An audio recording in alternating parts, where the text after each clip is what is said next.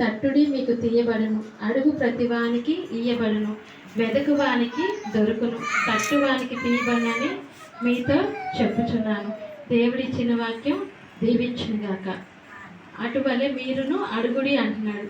దేవుణ్ణి ఏం చేయమంటున్నారంటే అడగమంటున్నారు. అడుగుడి మీకు ఇయ్యబడును. మనం దేవుణ్ణి అడిగితే ఏదైనా కూడా ఇవ్వగల సమర్థుడు.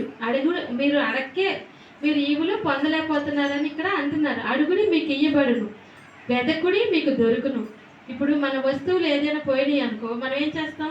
జాగ్రత్తగా వెతుకుతాం. బంగారు వస్తువులు ఏమైనా పోయినాయి అనుకో, చాలా కళ్ళు కూడా పెద్దవి చేసి మరి ఎదుగుతాం. ఎదిగితే దొరుకుతాయి కదా.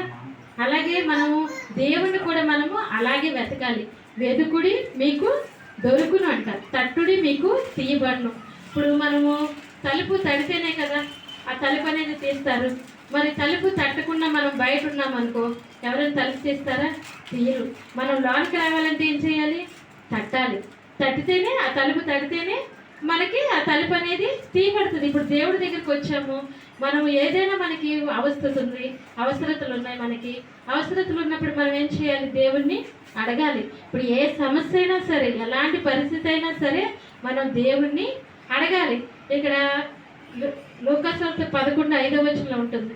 మరి ఆయన వారితో ఇట్లా, నేను మీలో ఎవరికైనా ఒక స్నేహితుడు ఉండగా అతడు అర్ధరాత్రి వేళ ఆ స్నేహితుని యొద్దకు వెళ్ళి, స్నేహితుడా నాకు 3 రొట్టెలు బదులిమ్ము, నా స్నేహితుడు ప్రయాణం చేయొచ్చు మార్గంలో నా యొద్దకు వచ్చి ఉన్నాడు. ఒక ఆయనకి ఒక స్నేహితుడు ఉన్నాడంట. అయితే మీలో ఎవరికైనా ఒక స్నేహితుడు ఉండగా అతడు అర్ధరాత్రి వేళ అతని స్నేహితుడి దగ్గరికి వెళ్ళాడంట.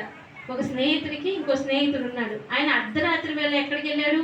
స్నేహితుడి ఇంటికి వెళ్ళాడు. వెళ్ళి ఏమంటున్నాడంటే, నాకు మా ఇంటికి చుట్టాలు వచ్చారు, 3 రొట్టెలు కొంచెం బదులివ్వు అని అడుగుతుంటే తల కొడుతున్నాడు. నాకు 3 రొట్టెలు ఇవ్వు అని అడుగుతున్నాడు.